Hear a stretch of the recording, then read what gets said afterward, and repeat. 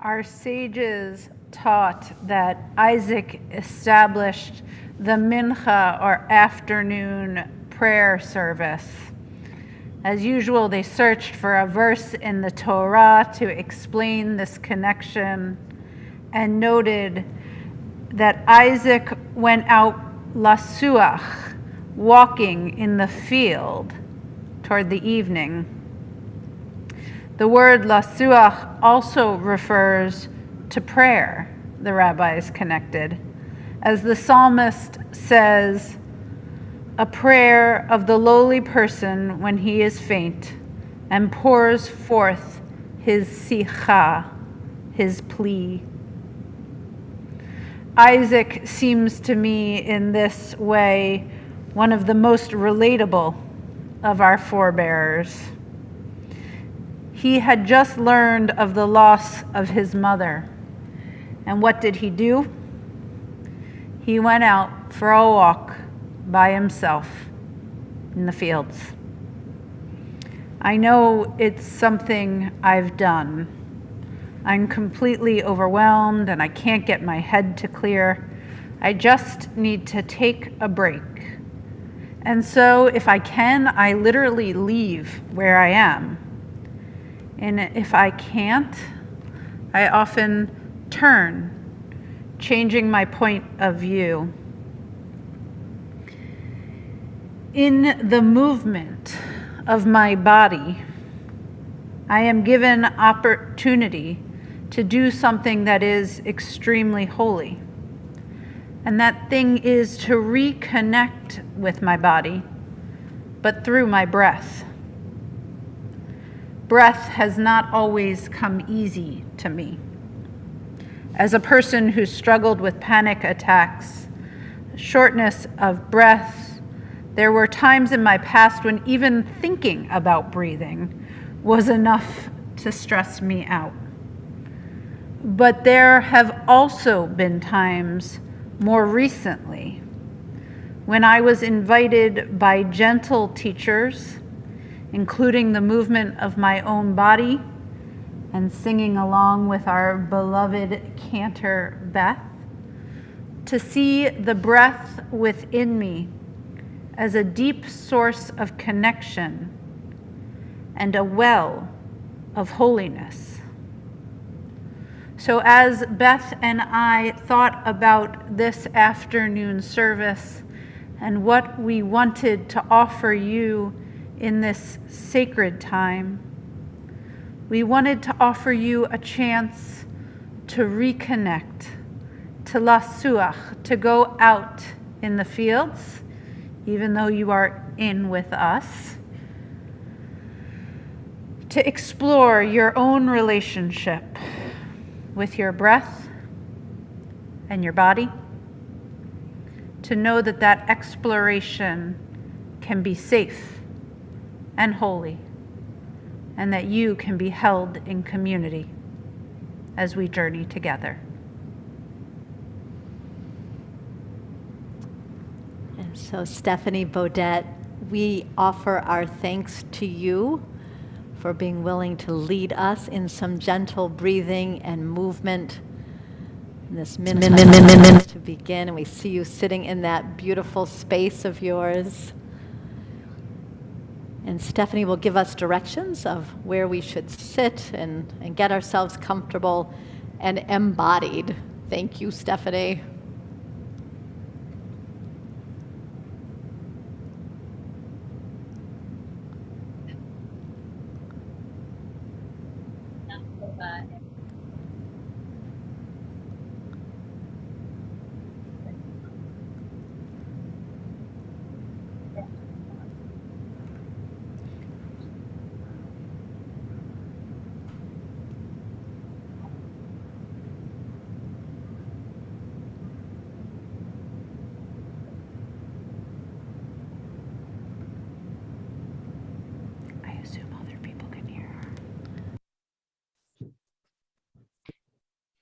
So let's all come to our comfortable seat, whatever that means to you.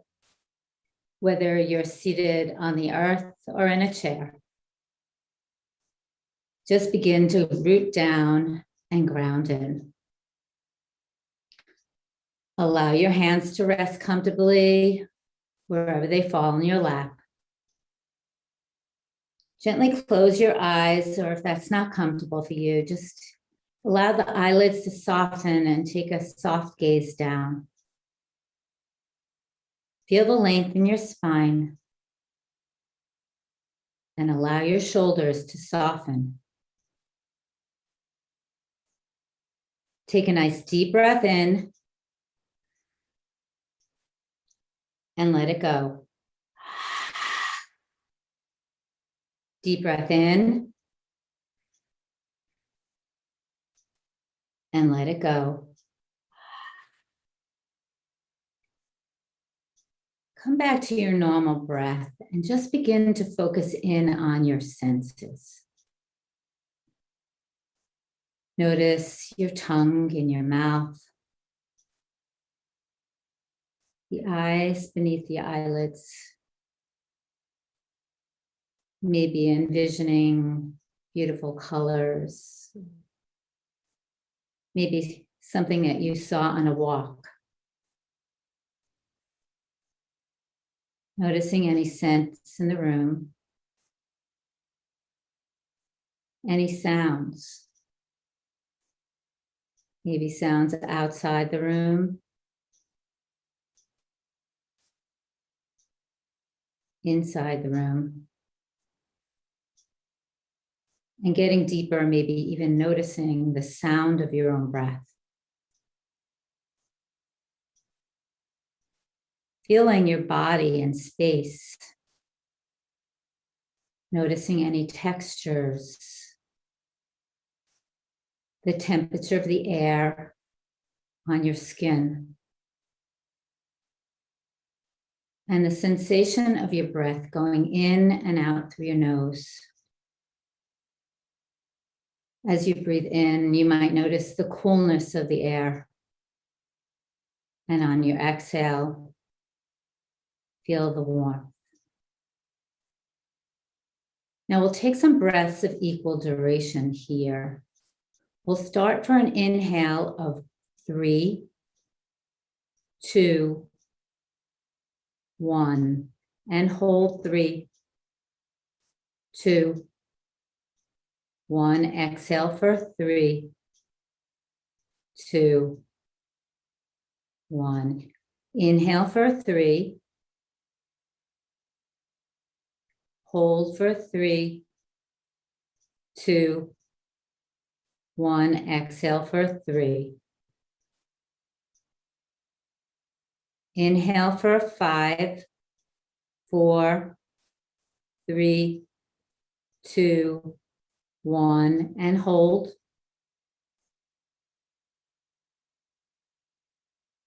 Exhale for 5, 4, 3, 2, 1. Inhale for 5. Hold for 5. Exhale for 5, 4, 3, 2, 1. Inhale for 7, 6, 5, 4, 3, 2, 1. Hold for 7.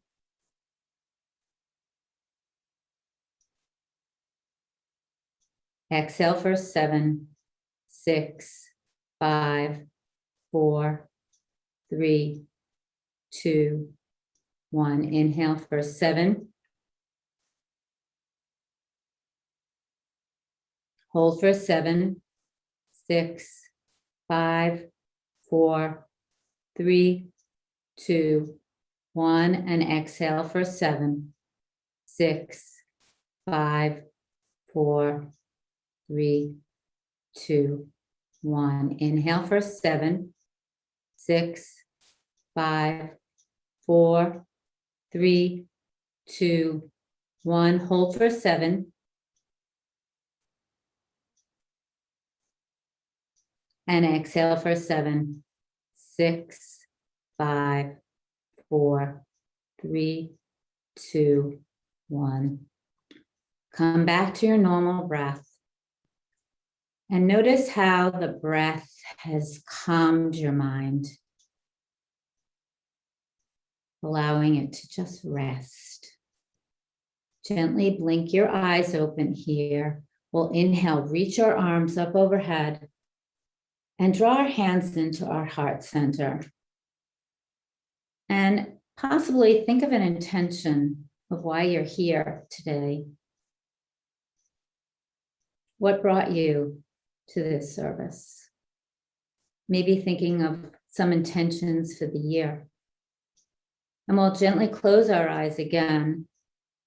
And we'll open up either with a gentle exhalation or with a hum, if you'd like to join in. First, we'll take a nice cleansing breath in and sigh it out.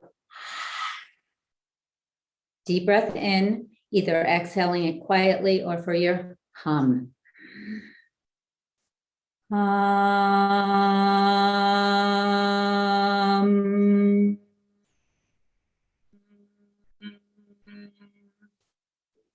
Now we'll gently blink our eyes open. We'll reach our arms up towards the sky, bring our palms together, and allow the palms to face up towards the sky, maybe taking a little lift up. Taking some breaths here and noticing how this feels in your body.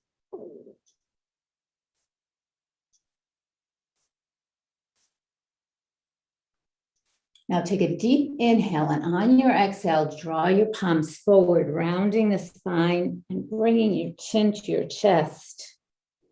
Feeling the breath move from your tailbone all the way up your spine and out the top of your head. Noticing all the sensations here in your body as we do this. Inhale, we'll come back up to center. We'll drop our right hand to the right, and we'll take a nice reach over towards our right.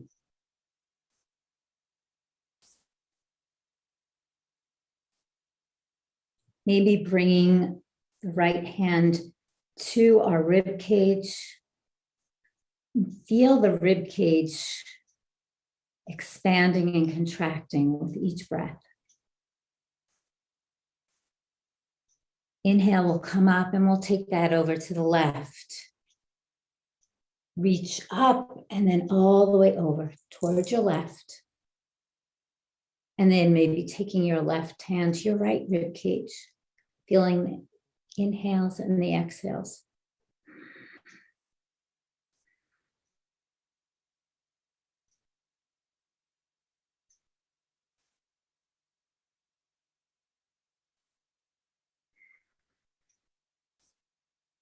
Inhale, come back to center, and we'll take a twist to our right. We'll bring our left hand to the outside of our right knee. We'll inhale as we lengthen, and on our exhale, we'll just take a twist a little bit more.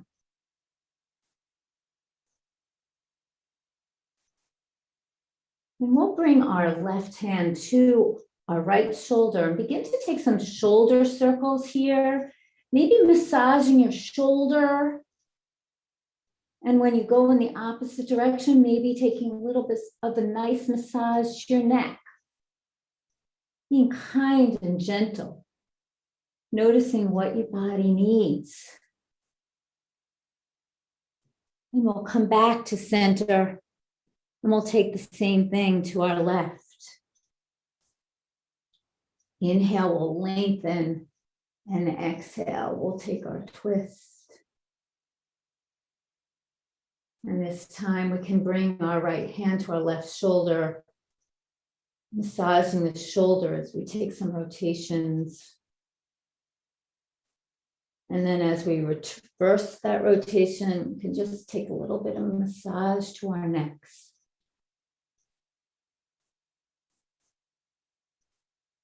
And finding some stillness, we'll come back. Inhale, reach your arms up overhead. And then we'll find our way into our child's pose. Now, if you're in a chair, you can just gently, I'll pretend I'm in a chair, you can just gently relax down like that. For our child's pose, Our feet are separated nice and, our knees are separated nice and wide. The feet are together and the forehead comes down. Now the heels, the hips do not need to touch the heels. They can be lifted up and the forehead does not need to be on the earth. It's just a destination. Now this is your place of refuge here. And even in your everyday life, if you're finding that you need a moment where you need to find some stillness, this is a wonderful place to go. Take a nice deep breath in and let it go. Sorry. Now come up on the fingertips and walk your fingers all the way over to your right. Notice how that feels on the left side of your rib cage. It's a nice stretch here. Feel your breath.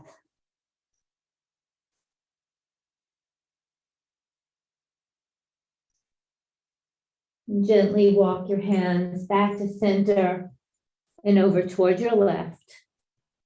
Maybe placing the right hand over the left. And if you're on the earth, the hips do not need to touch the heels.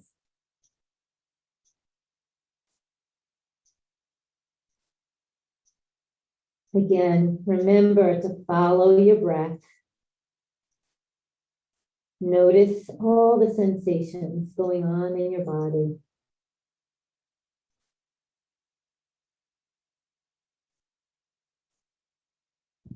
And walking the hands back to center, we'll find our tabletop. So our shoulders are over our wrists and our hips are over our knees. There's a long line of energy from the top of the head all the way down our spine and out through our tail. And we'll begin to link our breath to movement here with our cat and cows. So on our inhale, we'll drop our belly, lifting our tail and lifting our heart. And on our exhale, we'll draw the belly in towards the spine, rounding the spine, drawing the chin in towards the chest. Now begin to take these movements on your own time, with your own breath. But maybe challenge yourself to see how it might feel as if you were going through molasses or honey. Letting these movements be very slow.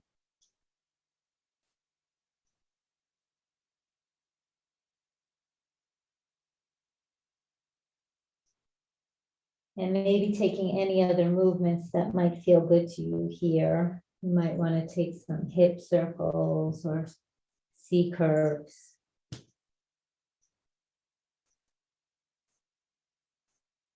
Finding some gentle, easy movements here.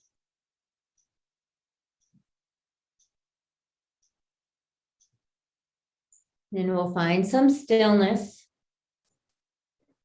And we'll lengthen our right leg, keeping the ball of the foot on the earth. We're stretching our calf here.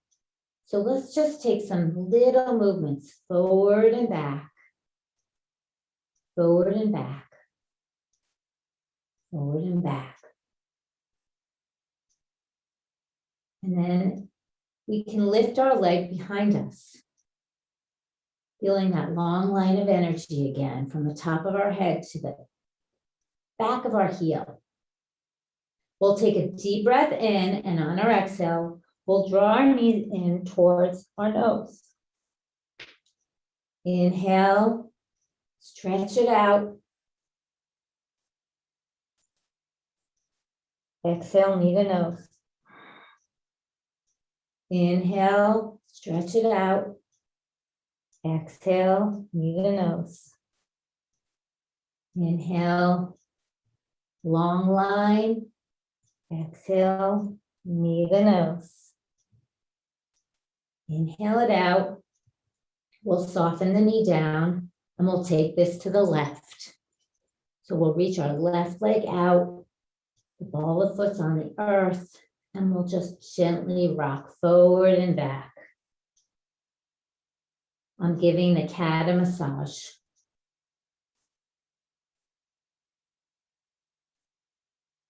And finding some stillness, we'll lift our left leg up, taking a couple of breaths here, noticing how this feels.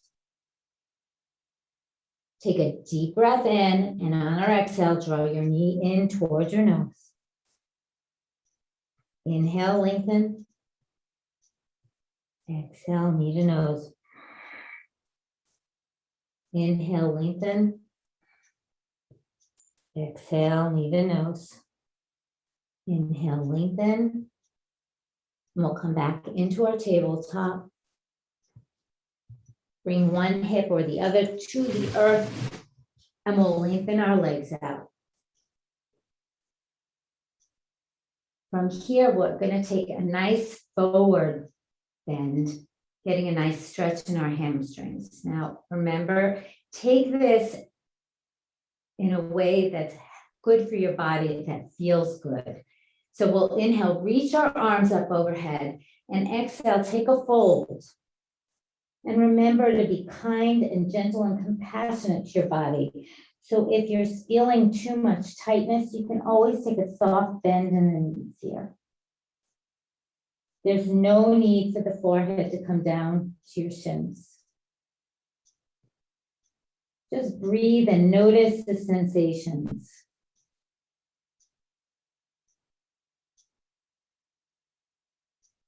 Now inhale, we'll come up. And bring your hands behind you and just take a nice opening in your chest. Remembering to breathe.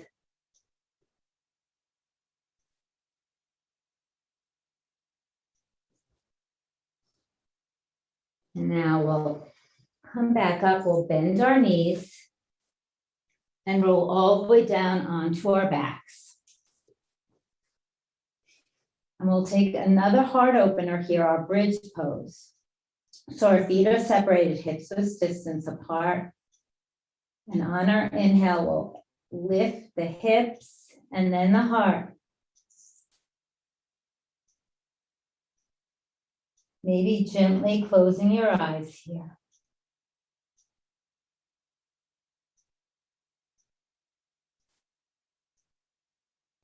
Feel your breath.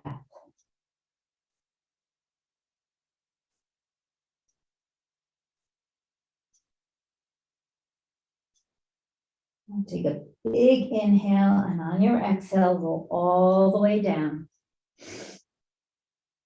And we'll take a figure 4 here. So we'll take our right ankle and cross it over our left knee.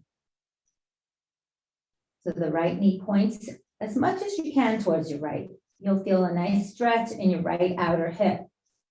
You can stay here, or for more sensation, you can begin to lift the left leg up and cradle your hands around the back of your left leg. Breathing into any tight areas, seeing where you can let go. And get to notice what's going on in the rest of your body as you do this. What's going on in your face? Have your brows furrowed? Have your shoulders tensed up? Allow these areas to soften. We'll release the bind if you have it, and we'll come back, placing the right foot on the earth. We'll cross our left ankle over our right knee this time, taking whatever it is that you need in this pose. So staying with your foot on the earth, or maybe lifting up. Remember that anything that we practice in here is going to have benefits outside the room. So there are times when we're uncomfortable, and if we can just breathe, remember to breathe, it will help us get through what we need to get through.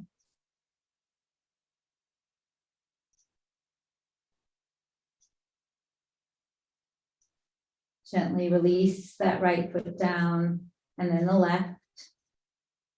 And we'll bring our arms out to the side. We'll take a gentle twist. Shift your hips slightly over towards your left and drop your knees off to your right. Maybe bringing your head towards the left and gently closing your eyes here. Just allow the body to soften and breathe.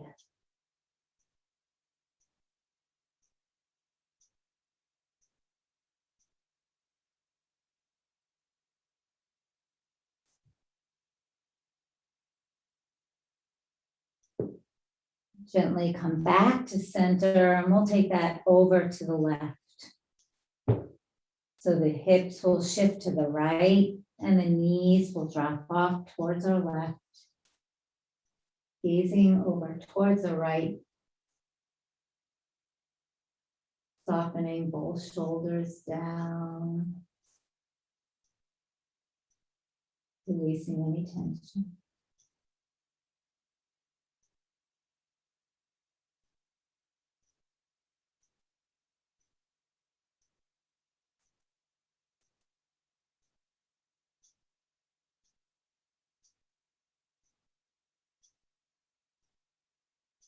Then coming back to center, we'll take our final resting relaxation pose. So if you're on the earth, you can straighten both legs and arms.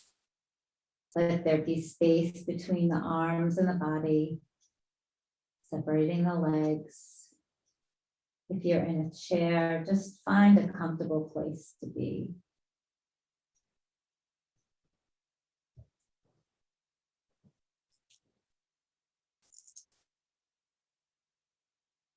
From here, I'll count backwards from 21 to 1. Follow your breath, and with each breath, allow your body to sink in to the earth. Feel the earth supporting you, and just release.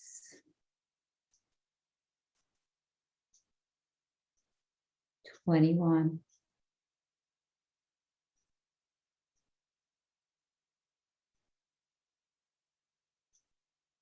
20.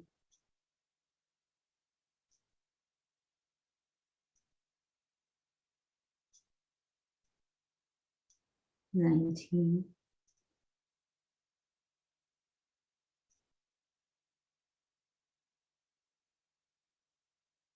18.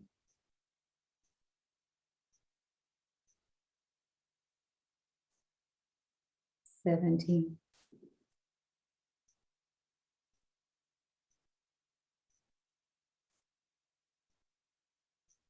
16.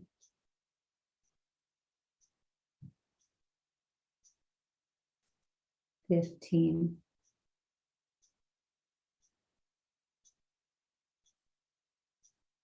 14.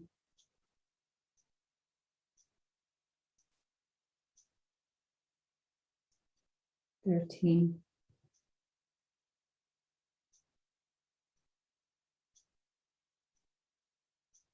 12.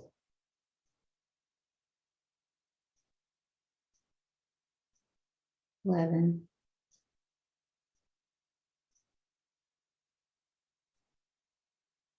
10.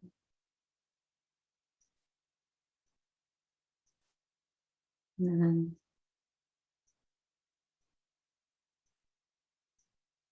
8.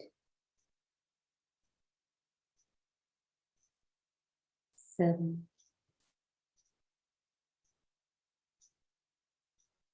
6.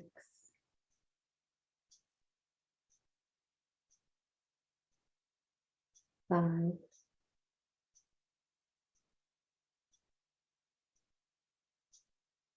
4.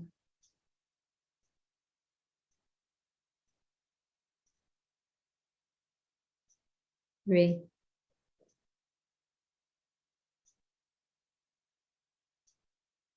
2,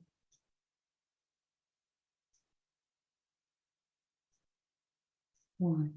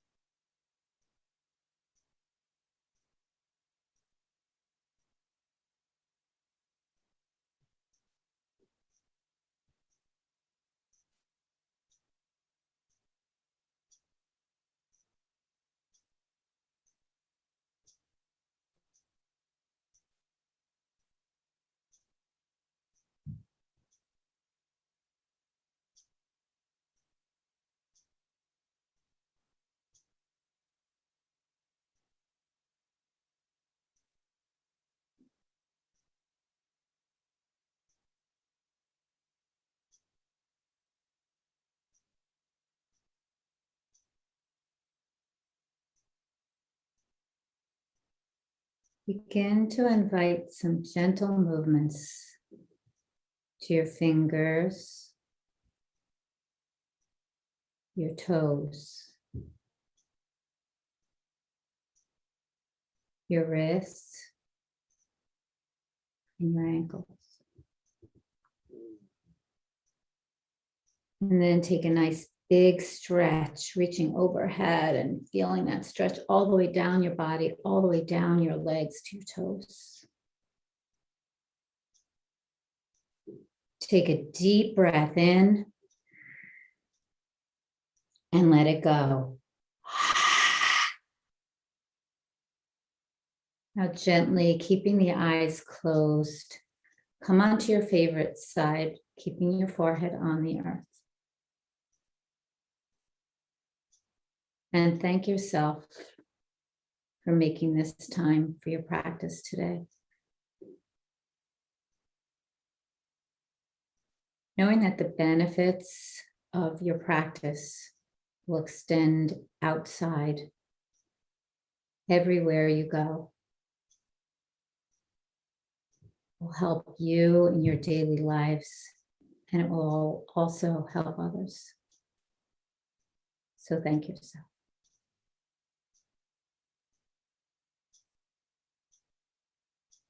And then gently come to a comfortable seat.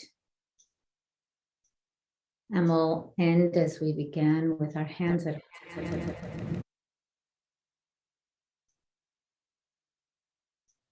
and we'll either end with a hum or with a sigh if you'd like to join in.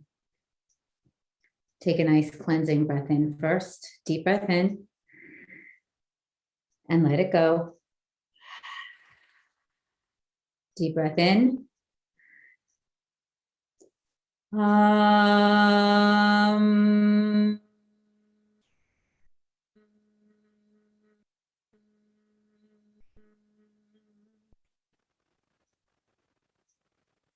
I thank you all for allowing me to lead you through your practice today.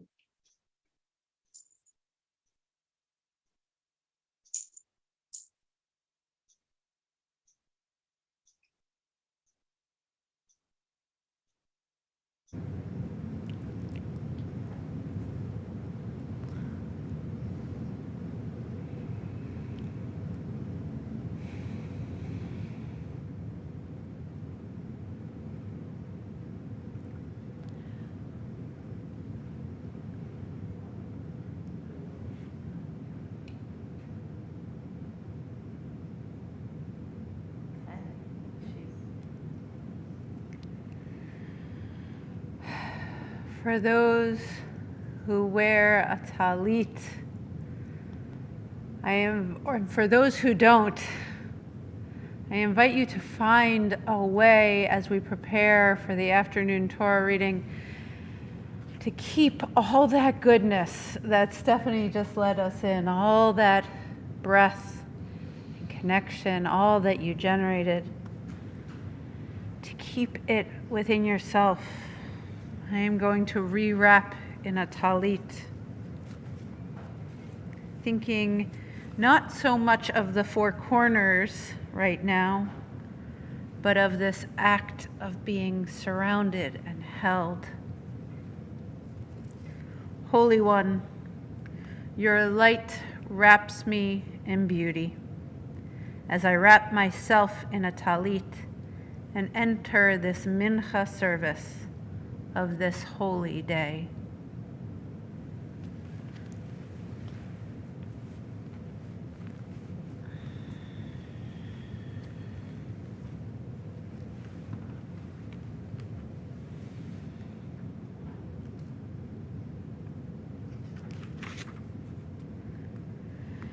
We give thanks for the Torah of life, the way of kindness, mercy, and truth. May compassion be our source of sustenance now, as in our people's past. May our souls withstand times of crisis, and our hearts the inclination to evil. May the covenant of Abraham and Sarah strengthen our will to do what is right. May the qualities of mercy and goodness, love and forgiveness flow like the breath through our lives. And let us be strong in a perilous world. Let us open our hearts to the path of Torah. Feeling the effects of our practice echoing in our body, we prepare to hear the call of Leviticus 19, the call to holiness. The Hebrew command that we are called to be holy is in the second person plural, suggesting that individuals cannot attain holiness alone. We can rise to this level only in community, supported by the efforts of those around us. Holiness is not a private affair. It is not a one-to-one encounter with divinity. Rather, holiness describes a society in which relationships are grounded in eternal values. The Hebrew term for synagogue, Kehila Kedosha, is a holy congregation, and it derives from this communal notion of sanctity. We are not a holy people. Rather, we are commanded to strive towards holiness. It is an intention set before us, a powerful aspiration for our future. Rabbi Ovadia Sforno of the 16th century suggests that the commandment to be holy teaches us the notion of emulating the ways of God. To be made in the image of God imposes an obligation to model ourselves in an ideal divine. For example, by caring for the poor and the vulnerable.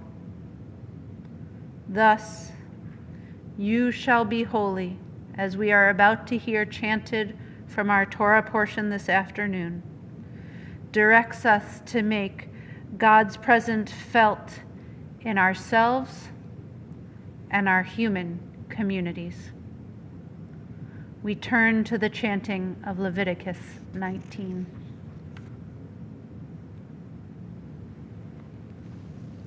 Baruch hu et Adonai Hamvorach. Baruch Adonai Hamvorach Le'olam Va'ed. Baruch Adonai Hamvorach Le'olam Va'ed. Baruch atah Adonai Eloheinu melech haolam asher basar banu mikol ha'amim v'natan lanu et Torato. Baruch atah Adonai noten haTorah.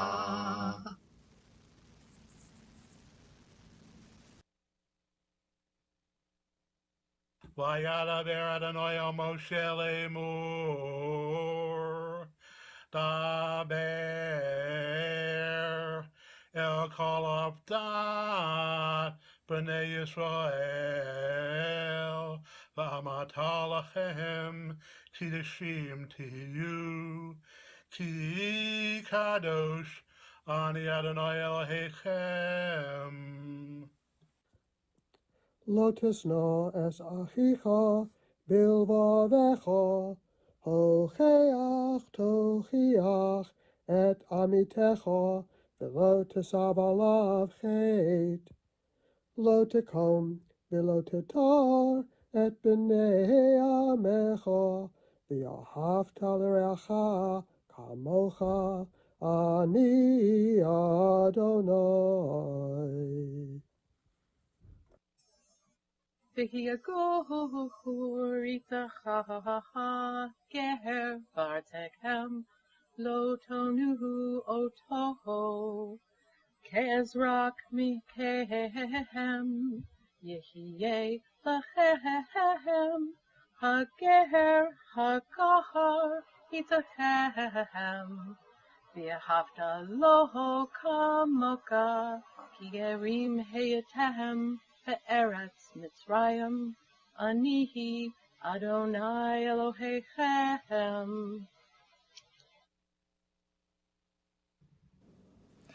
Baruch atah Adonai Eloheinu melech haolam asher natan lanu Torat emet v'chayei olam natan b'tocheinu. Baruch atah Adonai noten haTorah.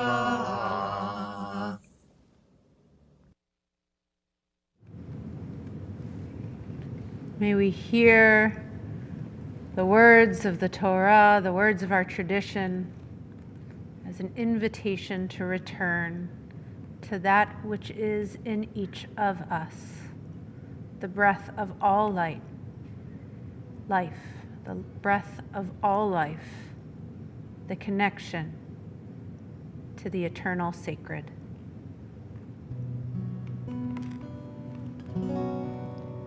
Return again, return again, return to the land of your soul.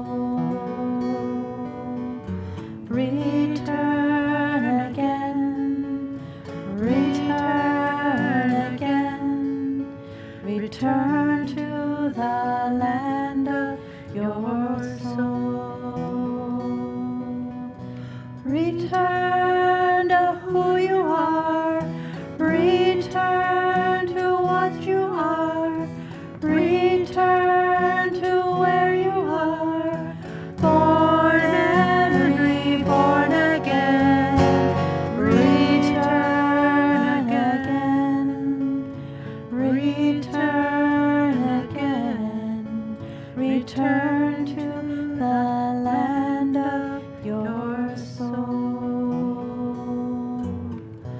Return again, return again, return to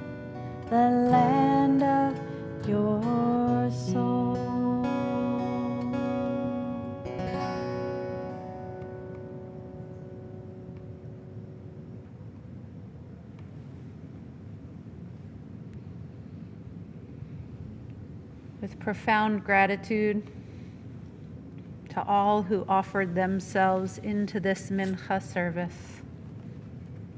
We are so grateful to have been breathing in connection with all of you today. Our afternoon programming continues at 2:15.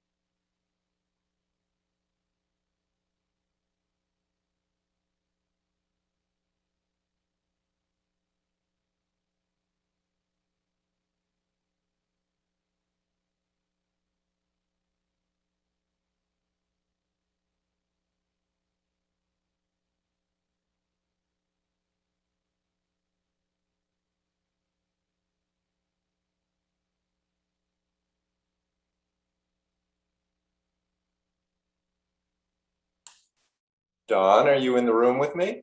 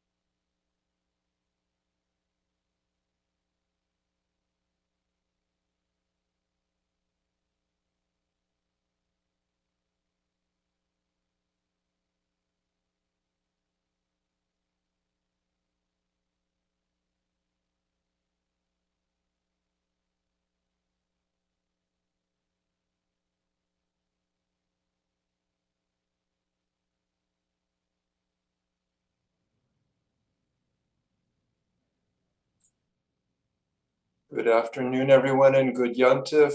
I just want to let everyone know that we'll begin our session in about 5 minutes. Thank you all very much for being here. I'm looking forward to getting underway. We will start at 2:15.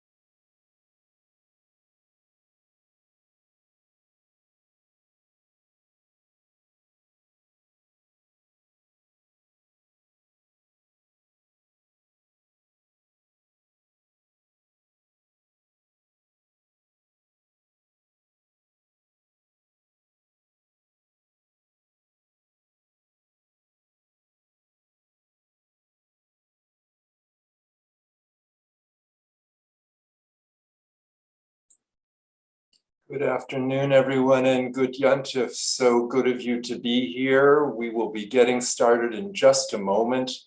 Thank you for joining us. I want to invite anyone who is willing to please turn on your videos so that you're on camera. This is an interactive session. It's helpful to me, and I know will be to others in the room if we can see you. We will leave folks muted and invite you to unmute for questions and comments, but it helps to create a nice community if we can see each other. So if you're willing, please turn on your camera and join us visibly.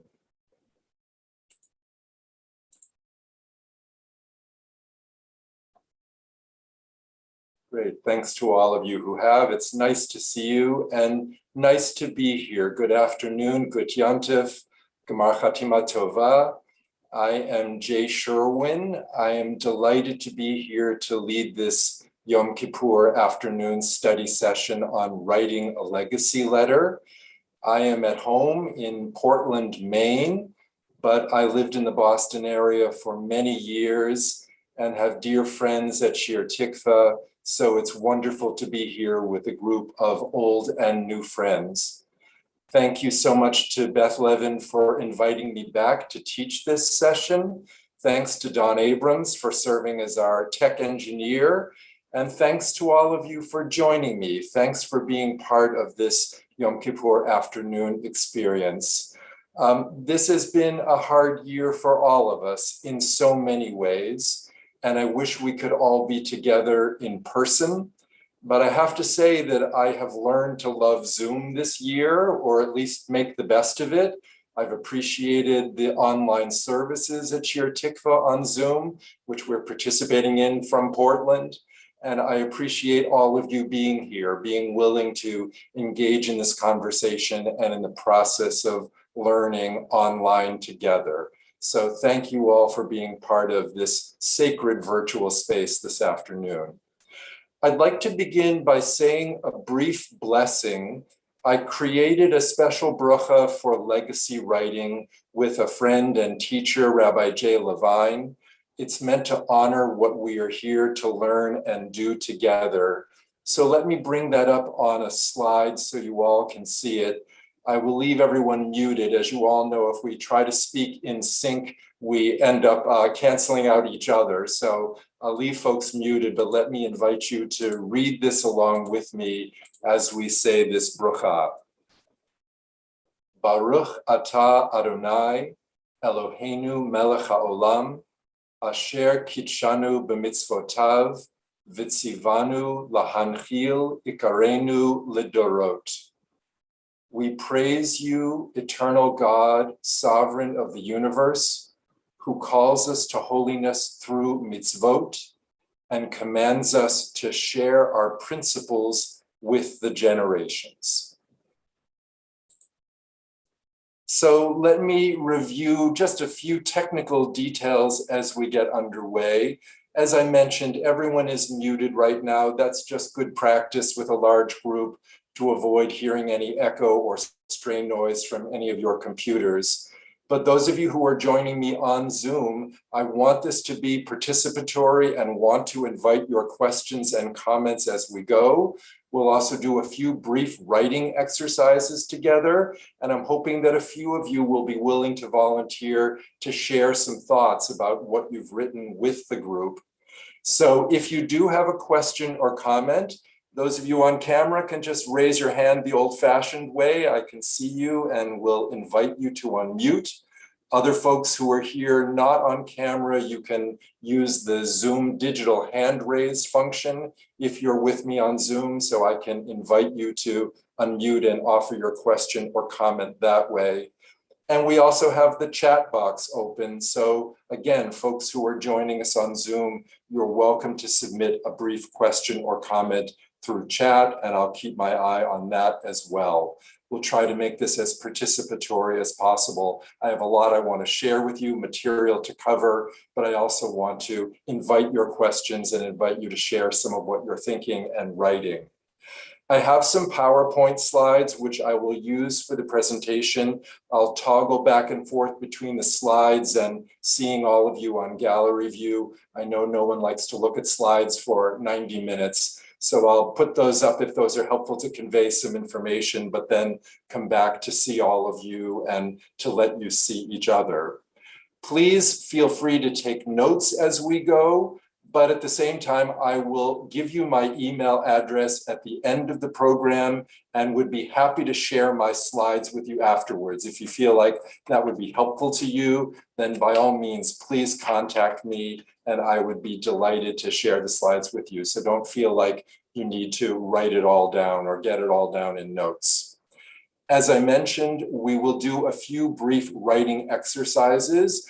I hope most of you will feel comfortable writing today, even on Yontif. If you are, please make sure that you have pen and paper nearby, and I'll invite you to do a little writing as part of this experience. So let me begin with just a few thoughts on Yom Kippur afternoon. The first is that legacy writing is an ancient practice, but it has never felt more relevant than it does right now, this year, this moment. The pandemic has challenged us in so many ways and encouraged us to think about what we value most, what's important to us. And today, as we reflect on our actions over the past year, make tshuva, ask for God's blessing for another year, today is an ideal moment to begin thinking about and writing a legacy letter. As the rabbi said so beautifully in her sermon this morning, all of us need to learn to tell our sacred story. And that's the first step to listening to others' sacred stories. So I hope that's part of what we are engaged in today, is thinking about our own sacred stories, including the disappointments, the regrets, the challenges, as well as the moments of pride and gratitude. Those are all part of our story. I also want to note that legacy writing is deeply rooted in Jewish tradition. These days, people of all faiths and all backgrounds write legacy letters. I teach this course for secular audiences all around the country, but there is something distinctly Jewish about the process of examining our lives and sharing our wisdom and blessings with future generations. So I hope you will find this a meaningful experience and a meaningful Jewish experience. So just a few thoughts to begin. Let me also, by way of introduction, tell you a little bit about myself and how I became interested in this topic. I am a lawyer by training. I spent most of my career in the foundation grant-making field, so I got to give away money for good causes for many years. I worked for foundations in Boston and DC and San Francisco. And a few years ago, I decided that I had one more career chapter in me. There was one thing I wanted to do. And I spent a wonderful, very meaningful and moving year as an interfaith hospital chaplain, providing spiritual care to patients in a large hospital in the San Francisco Bay Area. And it was a wonderful experience, life-changing for me. My favorite part of that year, the best part of being a chaplain, was pulling up a chair in someone's hospital room and inviting them to tell me their story. And as you can imagine, I heard wonderful stories, powerful stories, sometimes funny stories, sometimes very sad and complex stories from people's lives. And I realized what a gift that is. A gift to the person telling the story and a gift to me to hear the story. And I decided that's what I wanted to keep doing, to encourage people to tell their stories. And ideally, not just tell them, but write them down, capture them in a written document on paper that you can share now with family and friends and loved ones. And that document will survive you. It will be here when you're gone. And people can continue to learn about you and your life, and you can continue to share wisdom and blessings. So I did some homework and discovered, as some of you may know, that there is this ancient practice of doing exactly that, of writing what was traditionally called an ethical will. Now more commonly, we call it a legacy letter. And so for the last few years, that's what I've been doing. I have been teaching courses and classes to encourage people to adopt this practice, to write a legacy letter and to share it with family and friends. So that's what we're here, I hope, to do today, for me to introduce this idea to you and to encourage you to explore it and begin thinking about and writing your own legacy letter. So let me bring up my slides again, and I will lead you through my goals for our session this afternoon. I have 4 main goals that I'm hoping to accomplish. First, I want to introduce this concept of writing a legacy letter. Some of you may be familiar with this idea, others perhaps not. We'll talk about the Jewish tradition of legacy writing, but I want to spend most of our time together focusing on us and our own stories. And I want to offer you a practical, hands-on approach to your own legacy writing. So we'll explore what it means to write a legacy letter and how you can make that a really rewarding experience, a gift to yourself and the people who receive your letter. To help you do that, I will suggest a simple model that I've created that I hope will help you as you begin to develop and draft your own legacy document. As I mentioned, we'll do a few brief writing exercises. And in the last part of the session, we'll discuss some of the practical details, how and when to share your legacy letter, how to preserve your letter, and how to personalize your letter. So that's what I'm hoping to accomplish today. As I've mentioned, when we do the writing exercises, I will invite, I hope, a few of you who might be willing to share a bit of what you've written. So keep that in mind. I hope there will be some volunteers who will be willing to do that for the group today. All right, let me just come back to everybody for a moment to see if there are any questions about the goals for the session or other questions as we begin our conversation together. Just want to see if there are any hands or any questions as we begin.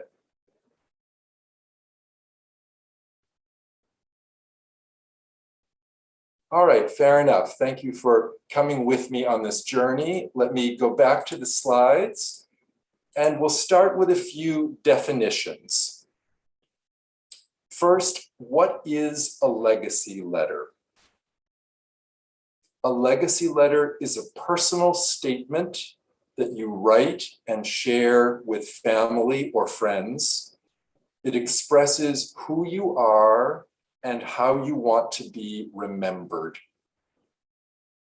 It allows you to reflect on your important life experiences and transmit your blessings to future generations. To write a legacy letter, you should begin by asking yourself some questions, big questions, important questions.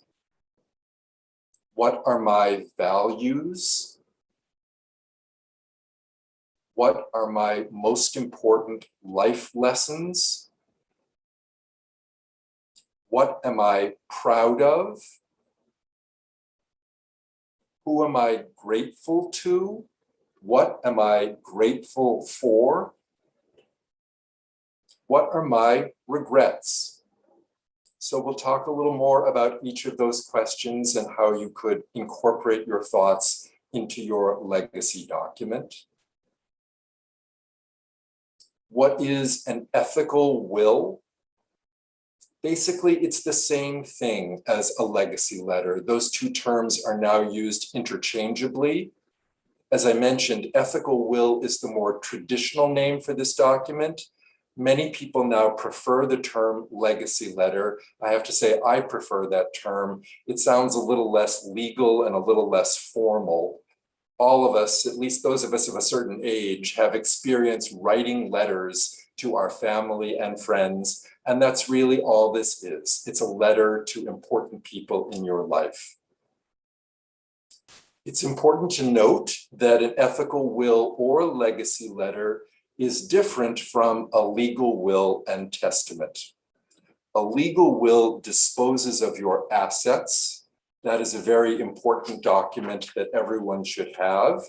If you haven't written and signed a legal will, I urge you to do that, but that is a different topic for a different day. An ethical will has no formal legal standing. It's just a gift to yourself and your family. You can write it yourself. You can revise it as you wish. You can share it when and with whom you wish. As my friend Rabbi Jay Perlman put it, it's a chance to share your life Torah with your loved ones. So that's a foundation for the conversation. I hope what it is an ethical will or legacy letter reflects or represents. So I want to invite you to do a first exercise to start thinking about this. And I call this exercise linking the generations. So here's what I'd like to ask you to do. Please start by thinking of someone very important to you who died before you were born, or perhaps died when you were very young. Maybe even it's the person you're named for. You've probably heard lots of stories about that person, but I'm sure there's much more you wish you knew about him or her.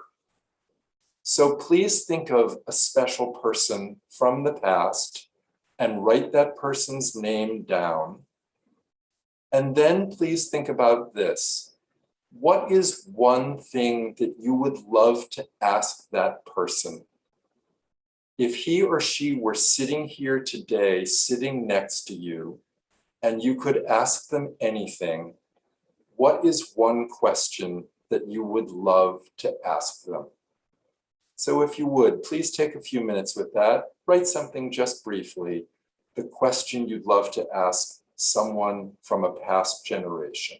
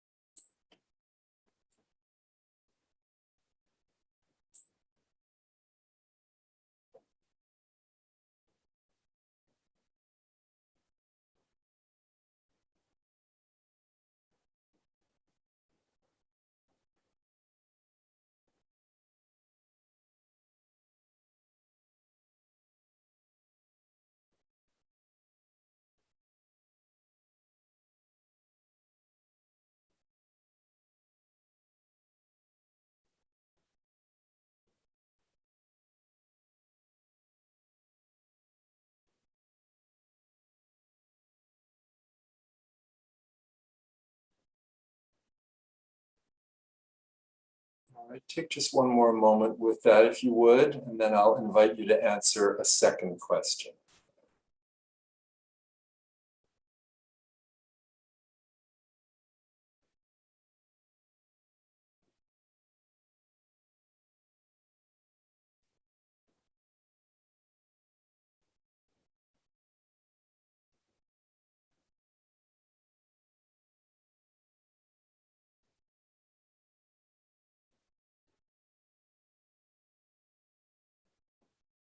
All right, here's the second part I'd like you to consider.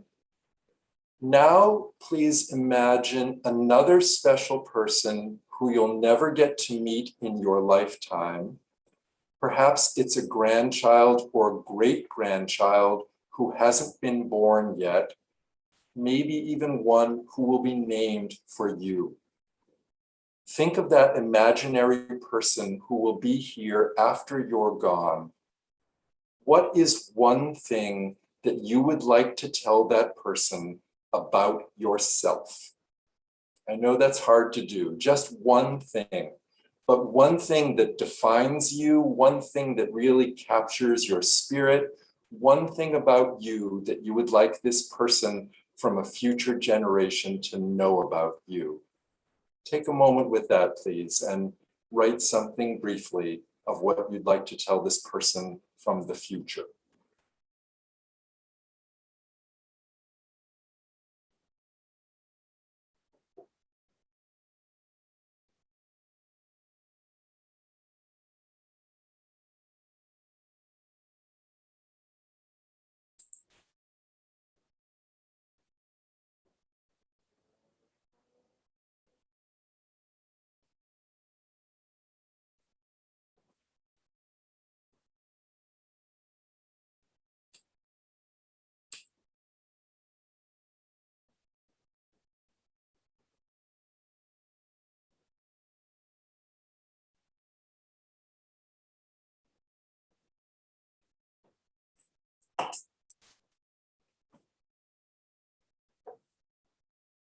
right, take just one more moment with that one too, please.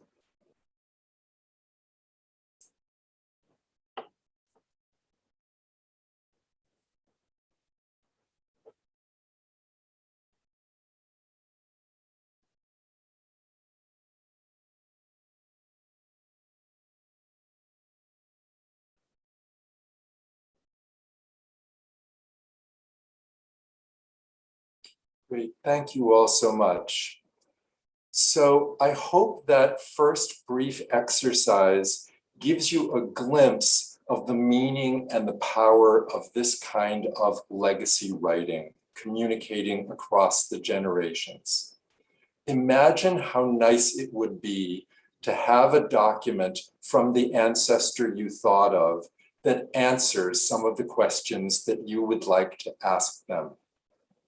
And imagine how nice it might be, how meaningful for future generations to have a document from you that answers some of their questions about you, satisfies their curiosity, and also perhaps gives you an opportunity to offer some wisdom or advice or insights from your own life. That's really what this is about, capturing things that are important to you, to who you are, and transmitting them to family and friends now and to future generations. So there are at least some of you here on camera, others of you I see in the room. Let me ask, do we have a volunteer or perhaps a few who are willing to share with us? Tell us the ancestor you thought of and the question you'd like to ask them, or the second part, what it is you'd like to tell someone from the future about you. Anyone willing to raise a hand and share with us what you wrote? Yes, Steve, thank you. Steve and someone else I don't see by name. So welcome to both of you. Let me invite you to unmute. Audrey, I saw your hand too, so I will invite you to go next. So Steve, tell me who is with you. It is Carol, that's my wife. Hi, good Yontif to both of you. Couple, good Yontif to you.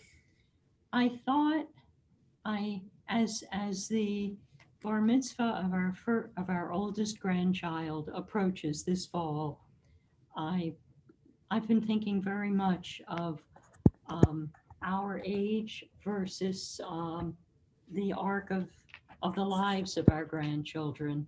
I don't want to feel dour about what events will happen outside of our knowledge, but that's just the logical truth of things. Mm-hmm. And I think about how I feel about my grandchildren, how they're developing, and what I would like their children, what I would like my family to go on being. Outside of my ability to influence it. And I would say to them to nourish your relationships, make friends, be a friend. That applies to family members as well. Mm-hmm. Among my closest friends are my cousins. Um, I think it's an active thing, love and friendship, and particularly across this trying past 18 months, or is it 18 centuries? I'm not sure which. That's what has sustained us, if anything has, and if we've had the good fortune of health to, to survive it. Hmm. Carol, thank you so much for that. It's lovely. I appreciate your sharing it, and it really understands the model that I'm encouraging everyone to consider. You're offering generous and wise advice about nourishing relationships, making friends, and being a friend. And it sounds like you could perhaps offer a few things from your own life, ways in which you have tried to honor those things yourself. Maybe not perfectly every time, but you can talk about your own life and your experience and then connect it to that value or advice That's really the heart of this, to tell a bit about yourself and use that as an opportunity to offer advice and wisdom. So your insights are lovely. Thank you so much for sharing that. And I hope perhaps this is encouraging you to start thinking about a legacy letter where you can include some of those wishes and thoughts. Thank you for volunteering and going first. Audrey, I saw you raised your hand too. I want to invite you to share. Good Yontif to you. Good Yontif. Thank you for doing this. So I wrote to my grandmother, my paternal grandmother, whom I never really knew. I was like, I don't know, probably a year and a half old when she died, and I have no memories of her. And I wrote, my dad, your son, your firstborn, was in pain all his life. Can you help me understand why? And then I wrote to my granddaughter, who doesn't exist yet. And I said, I don't know you. You're not even born yet. Your mom is only 21 years old. I hope I meet you one day. But if I don't, know that I was and am filled with love, with hope, and with compassion. I know your mom is too. She is of and from me, and you have so much you can learn from her. Oh my gosh, Audrey, that is beautiful too. Thank you so much for what you wrote and sharing. So much generous insight and wisdom there. I'm so intrigued by your question to your grandmother, and I hear something similar often when I teach this course. People who want to understand their parents better and wish that their grandparents were here to ask some of those questions of. There are things about your father's life you know, but things that you don't and don't understand. And wouldn't it be helpful and beneficial to get some insight from your grandmother? So thank you for sharing something that feels personal and meaningful. And I love the way you phrased your message to your future granddaughter, that that you are filled with love and hope and compassion for her, for when she joins us in this life. What a wonderful thing to say. You're on your way to writing your letter too. So thank you for what you thought and shared. And I hope that you'll hold those and continue to explore that in your writing. Anyone else? Let me invite at least one more person who might be willing. Yes, Annie, thank you. I see your hand. You need to unmute. Sure. So I didn't write as much, but okay. I probably took you a little literally in one thing. Okay, that's fine. So my person from the past who I never met, who I would love to be able to talk to, is my great-grandfather, Peter Nils Larson, who was a farmer in northern Wisconsin. And he is my nearest connection to that branch of my family who are Danish, who I just don't know very much about. I don't know that immigrant story, whereas I know the LaCourts and the Gundersons, where they came from and, you know, who they were. And I would love to just talk to him about how far back he can trace his family and why his family ended up in America. And then the one thing that I would like to convey to a future family member who is not born yet, I don't know who that's going to be, is that the most important thing I think about in terms of ethics is that doing the right thing is not connected to what other people are doing. You and your personal integrity and someone else's bad behavior isn't an excuse for sort of returning in kind that same behavior. Thank you so much, Annie. That is lovely too. And you may have written something briefly, but you wrote something meaningful in both those responses. I love your question or your curiosity about wanting to speak with your great-grandfather. And as you can imagine, I hear that often too. Many of us have immigrant histories where we might know a few details, where our families came from or when they came, but we don't know what was in their hearts. We don't know how challenging it must have been to leave behind everything they knew and the challenges they faced when they came here. That's a letter that I'd like to write too and love to hear some responses to. So I appreciate your sharing that. I know that many people probably would love to ask some questions like that. And you also offered some wise and generous advice to future generations about doing the right thing and not following what others do.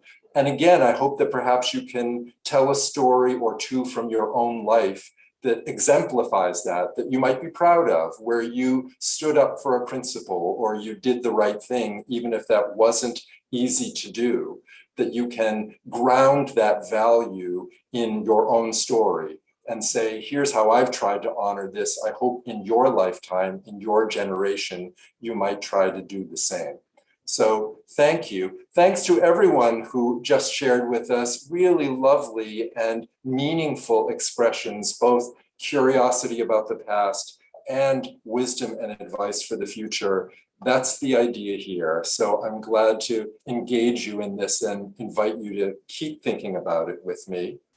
So let me go back to the slides. I want to talk just for a few minutes, because it's Yom Kippur, I want to ground this conversation in Jewish tradition around ethical wills and legacy letters. So just a little bit of the Jewish perspective about this. It begins, as all things do in Torah, with an interesting passage in Genesis chapter 25, verse 5. The translation reads, Abraham willed all that he owned to Isaac, but to Abraham's sons by concubines, Abraham gave gifts. And so we could ask, how could Abraham give gifts to his sons by concubines if he had already given all that he owned to Isaac? And one lovely midrash answers that question this way. To the sons of the concubines, Abraham left his material possessions, his property, his money. But to Isaac, he left something far more important, his spiritual property. He left his advice and wisdom about how to live ethically and how to live in covenant with God. And so really in those words, this tradition of legacy writing begins.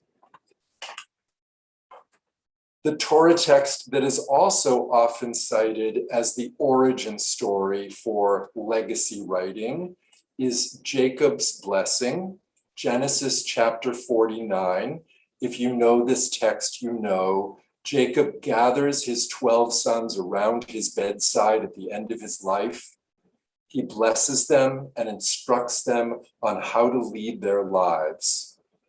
So if you know the text, you know it's complicated. For our modern purposes, it's not a great example of an ethical will. Jacob plays favorites with his sons. His tone is very harsh and severe. He praises some and is quite critical of others. It's not an approach that I would encourage any of us to take today. But it is at least part of the Torah grounding of this idea. And it cements the concept of legacy writing that we should offer advice and words of wisdom as we approach the end of our lives. So for many people, at least, that's the origin story of ethical will writing. Jacob's words are conveyed in Torah text, but of course his blessing is oral, it's not written. Many centuries and generations of oral tradition followed it.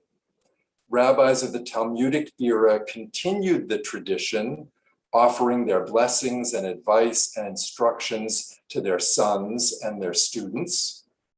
And in the medieval period, scholars and sages continued to offer blessings, and they began to write them down. The first known written ethical will was completed by Eliezer ben Yitzhak of Worms in the 11th century. And in the centuries that followed, many Jewish men, at least those who were educated and literate, took up the practice of writing a document to express their values and offer their advice. Rabbis and scholars wrote letters to their disciples, and fathers wrote to their sons. But here's the good news. You don't need to be a Jewish man to write a legacy letter. One of the most gratifying elements of this tradition is that Jewish women have been writing them for generations. Even at a time when women had little visible public role as teachers or community leaders, Jewish tradition has always recognized the essential role that women play in transmitting values and offering guidance to their children and families. Women began writing ethical wills as early as the 18th century, and that tradition continues to this day. So just to ground a little bit in Jewish tradition, that is a very brief overview, legacy letters on one foot, you could say. There have been some wonderful books published about the history of legacy writing that include examples of legacy letters by both women and men over many centuries. So I just wanted to invite you, if you want to explore this, I can send you a reading list. There are wonderful books to read with great examples of legacy letters from past centuries. Any questions or thoughts about that tradition? If not, I want to start the practical practice of writing your own letter. I just wanted to ground us a bit in the tradition of where this comes from.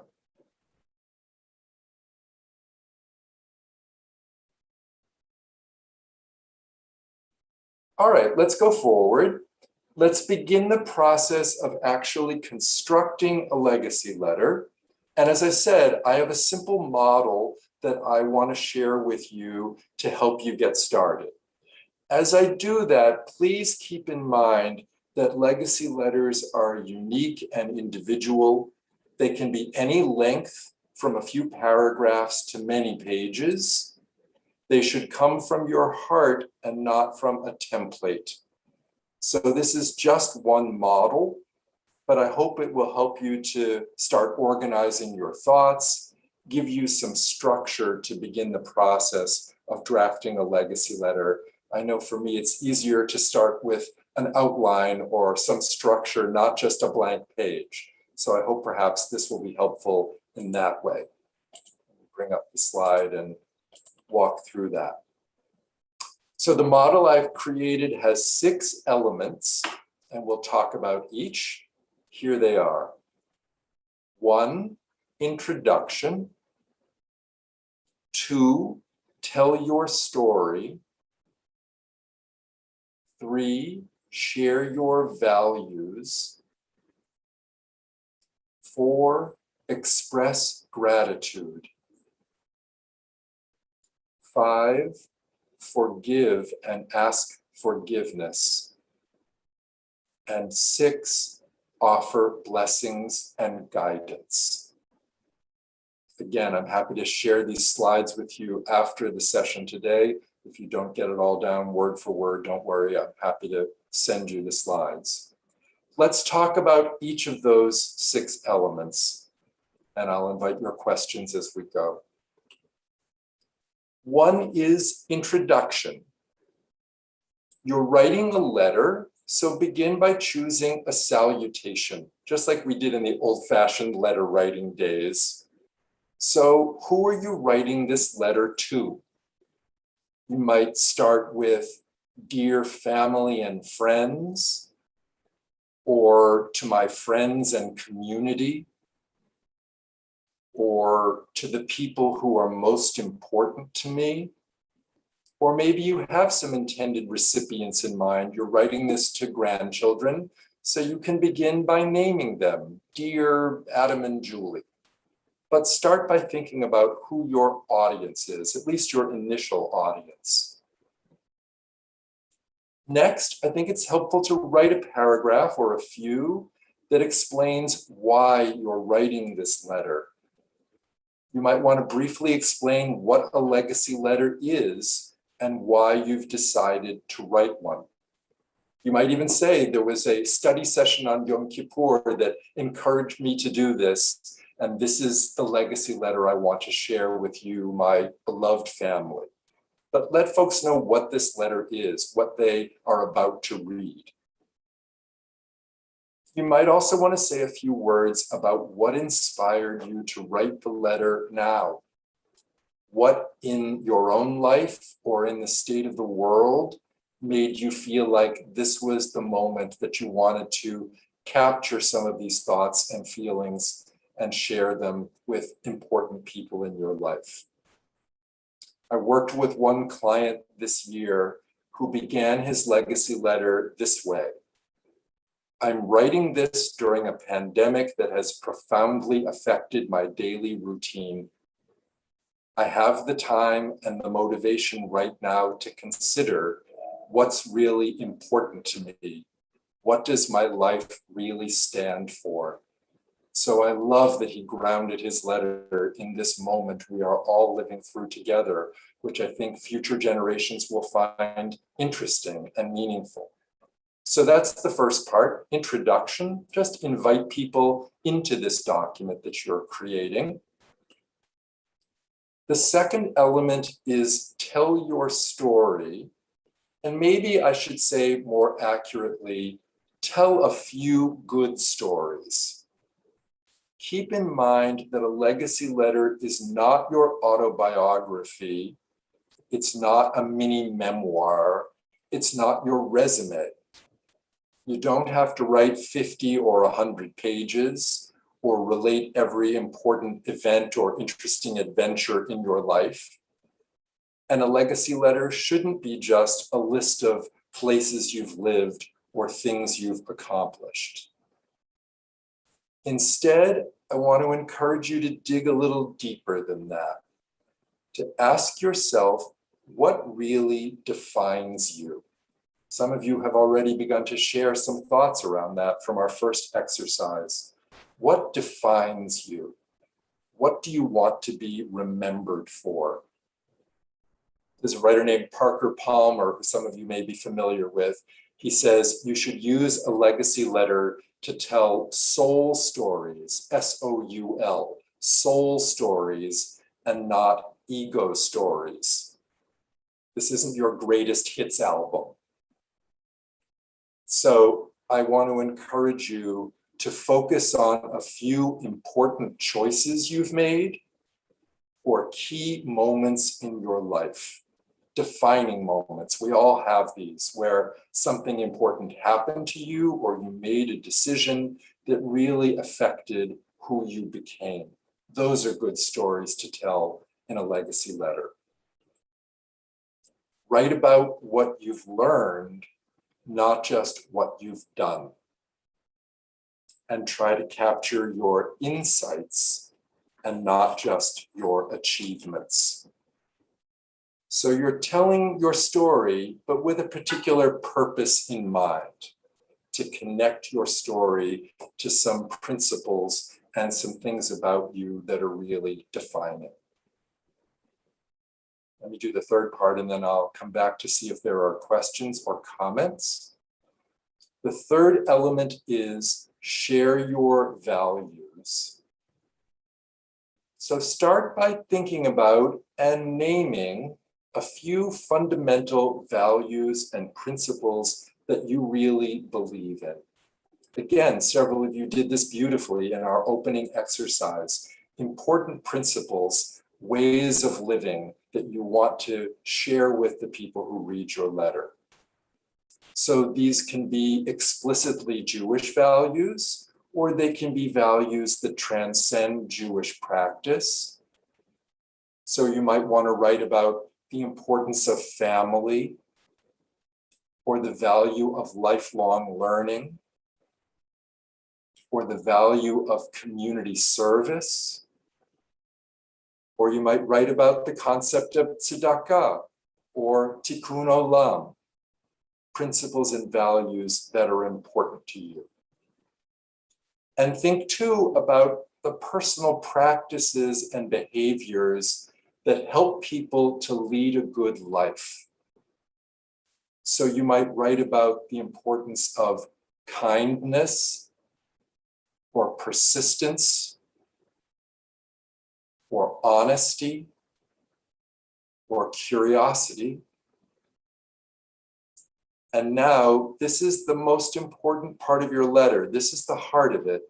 You want to connect your stories, the last section, connect your stories with the important values you just named. How do your stories reflect the values and practices that you really believe in? That's the key to this. So, for example, if your letter includes a story about a moment of courage in your life that you're very proud of, or an act of kindness that someone showed you that you have always been grateful for, you can tell that story briefly and then connect it to the value. Say something like, I hope this story will inspire you to find your own moment of courage or kindness. So you tell the story, you connect it to a value, and you use that as an opportunity to offer some generous advice and guidance to the people who read your letter. That's what distinguishes this from a mini memoir or just storytelling about your own life. It's looking for the values and principles and then making those relevant to your readers, perhaps in future generations, and not just about you. All right, let me come back to the group and just check in again quickly. Any thoughts, comments, questions about those first few elements of writing a legacy letter? Is it clear? Does it feel daunting, or does it feel practical and possible? It's a lot to take in, I know, and when you first hear it, but I just want to make sure everyone's still with me. Yes, Bill, thanks. I see your hand. Go ahead and unmute. Yeah, I thought that last portion was very valuable because it really does give a shape to what we're trying to do versus just, like you said, a memoir or a series of interesting or entertaining stories. It really forces them into, supporting the other elements. Great, thanks for saying that, Bill. I'm glad that that was your reaction. It also, I think, is a way that makes it possible to do this without writing an enormous long document. That if you pick a couple of really good and defining moments from your life and the values and blessings that come from those, most people I'm finding can do that in 5 pages or 6 or 8. You don't need to write a really long document. I hope that this sort of creates a container that makes this feel like doesn't have to be a mini autobiography. So thanks, Bill. I'm glad that that was a helpful element to this. Anybody else with a thought or question about those first couple of elements? I need to let this percolate, so I'll let you sit with it. I just want to see if we have some other questions.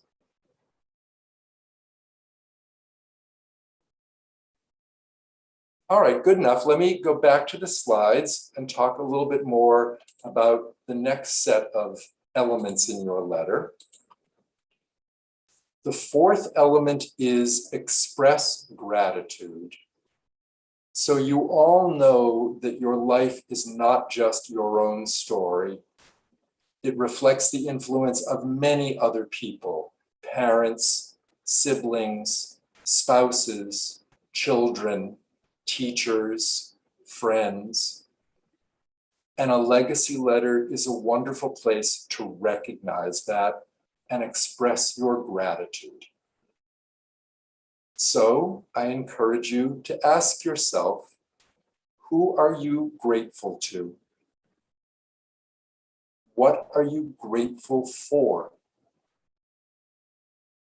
How have other people enriched your life or made your success possible? And how can you use your gratitude to teach a lesson or express values that you really want to impart in your legacy letter? So as I said, you can tell stories about your own life, things you're proud of, and connect them to values. And you can recognize and thank other people express appreciation and gratitude. And that's also a really effective way to communicate values and principles, to cite someone for something generous or kind or thoughtful, and use that to say, I hope in your own life you can be as generous and kind as this person was to me. So it's another opportunity to make this connection between story and value and advice. It's also a really nice way to make your letter feel positive, to thank and recognize people who you love and appreciate for what they've contributed to your life. It can be your readers, and it can be others in your life, including others no longer alive. You can express gratitude to anyone who has been important to you. So that's the fourth part. The fifth component is forgive and ask forgiveness. This is the hard one. This is probably the most difficult part of writing a legacy letter, certainly the most emotionally raw. But for many people, it's also the most meaningful and gratifying. And of course, there is no better time to think about this topic than today on Yom Kippur. So we all know that life isn't perfect, and your legacy letter shouldn't pretend that it is. A legacy letter offers an opportunity to be honest about your own mistakes or shortcomings, and an opportunity to forgive others who have hurt or disappointed you. So I encourage you to ask, who do you need to forgive?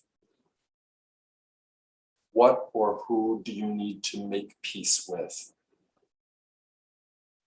And can you use your legacy letter to forgive someone for hurting you, even if that person is no longer alive?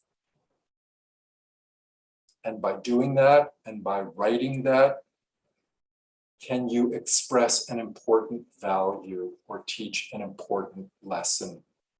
Can you model forgiveness in your letter in a way that will be very powerful and positive to the people who read your letter? So forgive, and also you can use your letter to acknowledge times in your life when you may have missed the mark, times when you hurt or disappointed someone else, even inadvertently. So I encourage you to ask yourself, what are your regrets? From whom do you need to ask forgiveness? And most importantly, for this process, what have you learned from your regrets? So this is not just about summoning up and being honest about regret, which is itself very powerful and positive. It's also about conveying the lessons that may have come from that. That as we consider our regrets and now reflect back on them, we have learned lessons that perhaps now you can share with some wisdom and generosity. That's what I think makes this into a generous and positive letter. Here are the lessons I've learned from moments in my life that aren't my proudest moments. So that's a lot, I know, even on Yom Kippur, that's a lot to consider. Let me just say a few more words about that and then see if there are any thoughts or questions. First, let me say this, that expressing regret in a legacy letter doesn't mean that you need to reveal your deepest secrets or revisit the darkest moments of your life. Those probably don't belong in a legacy letter to an individual and certainly not to the community. Instead, perhaps you can think about some regrets that aren't quite so painful or so personal and ask yourself, what did I learn from that? What lesson did that teach me? I've now seen wonderful examples of people sharing in this past year of these courses, regrets that aren't deeply personal, but things that they think of and have reflected on where there are lessons. And those are good things to include. So don't feel like you need to go to a very dark place to do this. Also, keep in mind that having regrets doesn't mean necessarily that you have been unkind or hurtful to others. You might regret some choices or decisions you've made, or you might regret some things you haven't accomplished or plans you haven't fulfilled. Maybe you've just disappointed yourself. If you can express those kinds of regrets honestly and generously and share the lessons you've learned, that is also a wonderful gift.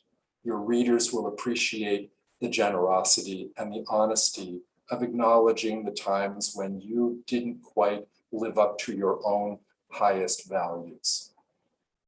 It's a wonderful gift to be able to acknowledge that and offer it as some wisdom and guidance. All right, let me come back to the group again. A lot there, I know, and so I encourage you to begin this process of thinking about these issues, but just want to check and see if there are any thoughts or questions about those elements of expressing gratitude and regret.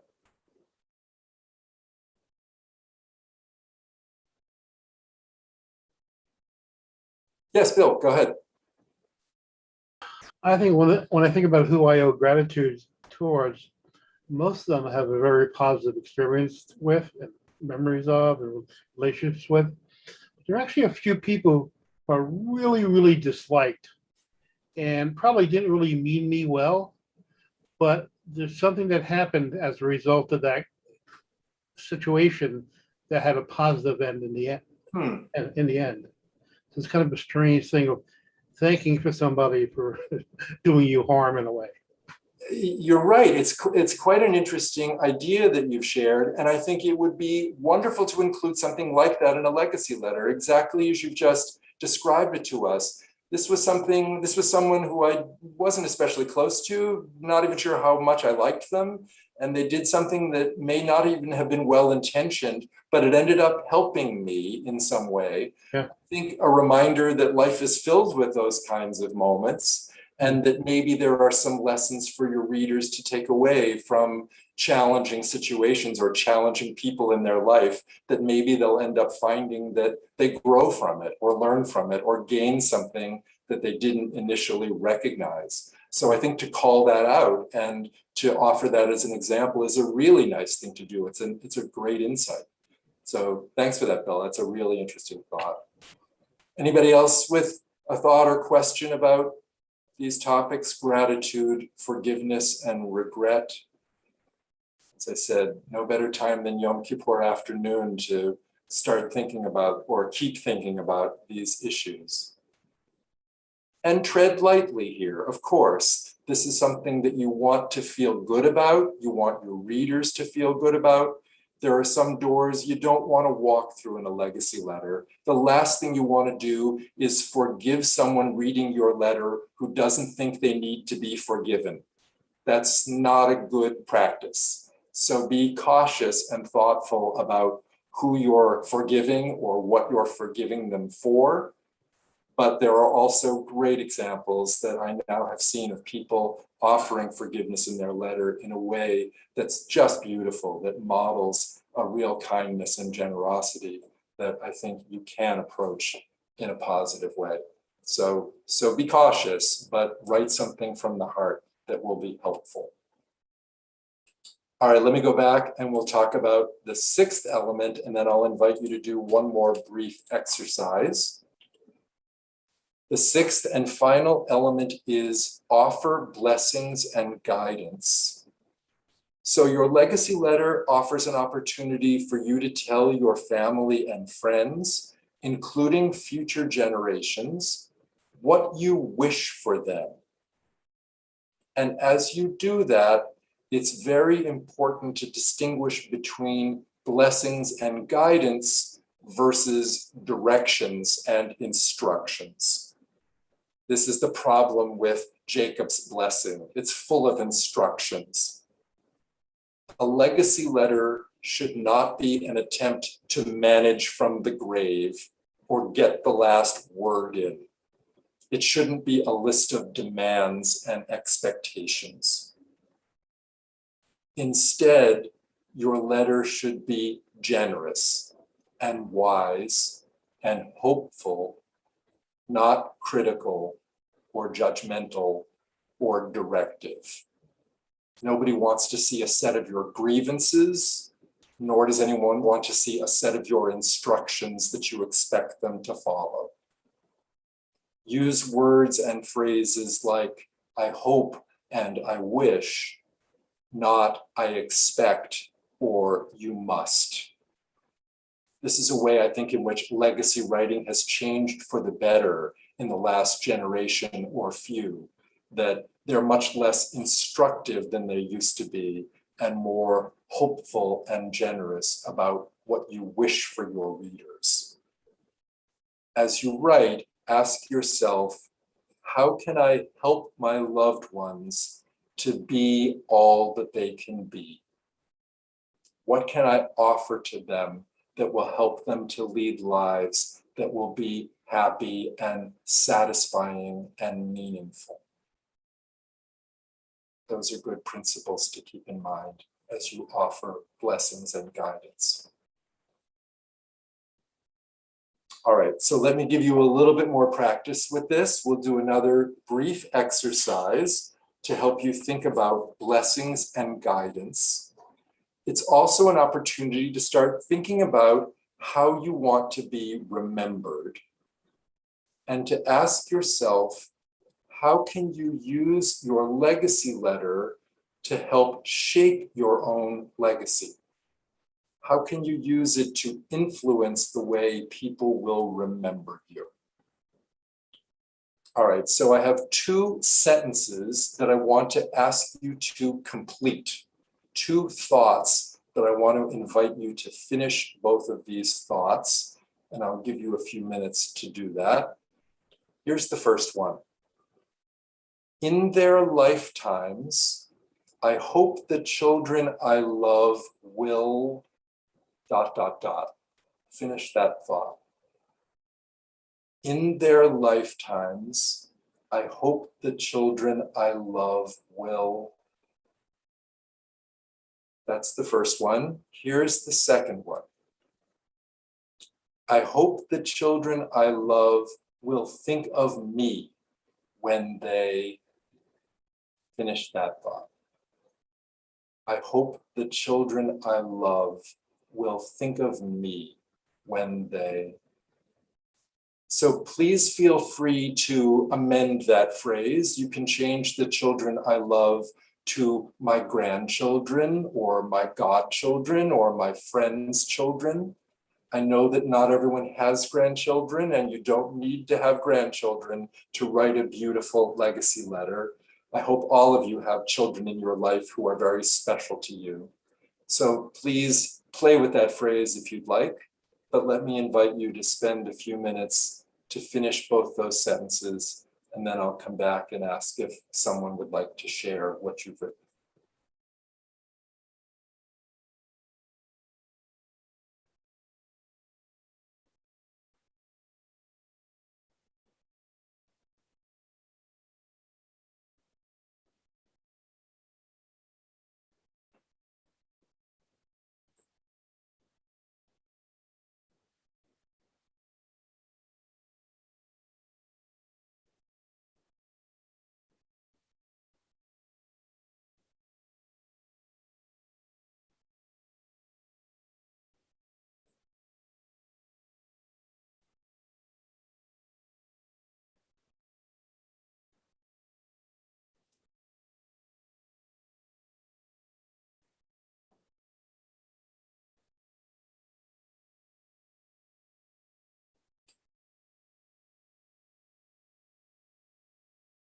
All right, take just one more moment if you would. And then I'll ask for a volunteer or two.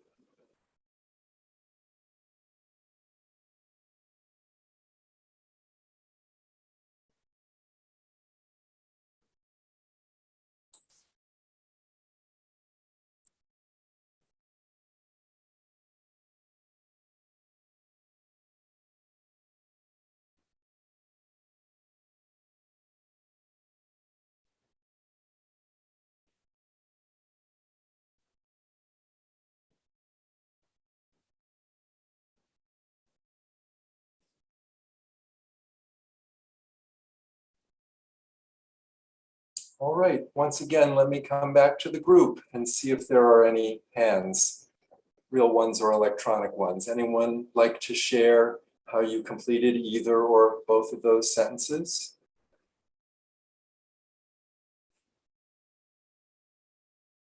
Yes, Lori, thank you. Go ahead.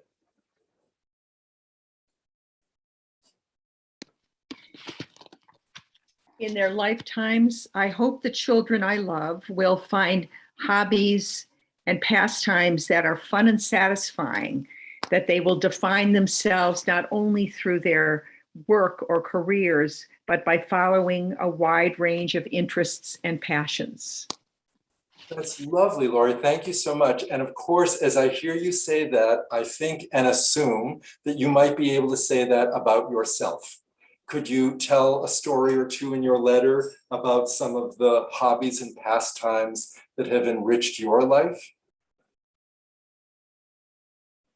Is that something you can do in your letter, Lori? Yeah, I would. That is something I can do. Yes. Wonderful. So that's what I love about this, that it's not only wise advice and generous advice, but you can ground it in your own story, that it seems to come from the heart, that that's a lesson you've learned, and that you in your own life have had ways that you have found meaning and fulfillment in hobbies and other activities that you might wish your readers to find for themselves. So that's great. Do you want to answer the second one too? Did you complete the second sentence?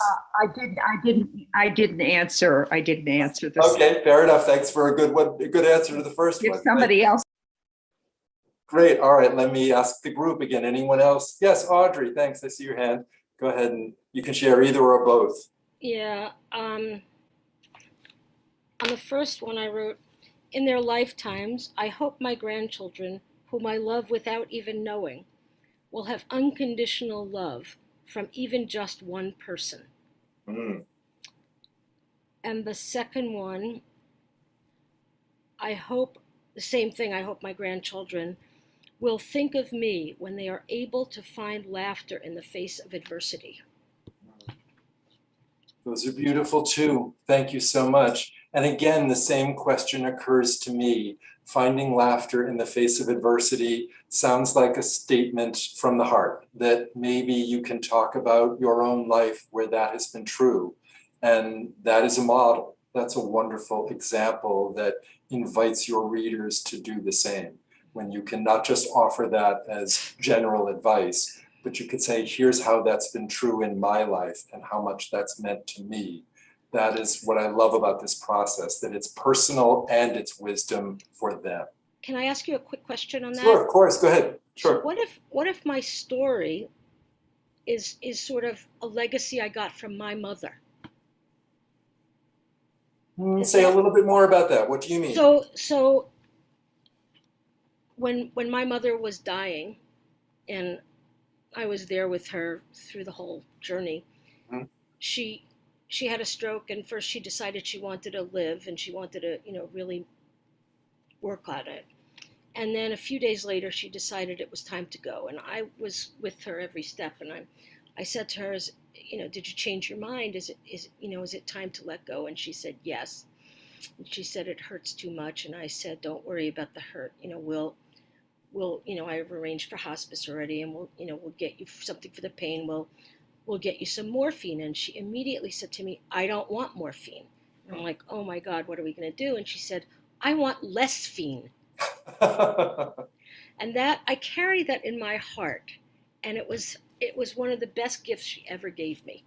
It's a beautiful story. And of course, you could include that story or something like it in your letter, because I think it's about your mother and it's about you, Audrey, that story talks about a gift perhaps that she gave herself or you at the end of her life of choosing what she wanted, and that you heard that you honored that, and you were willing to let her make the choice that was right for her.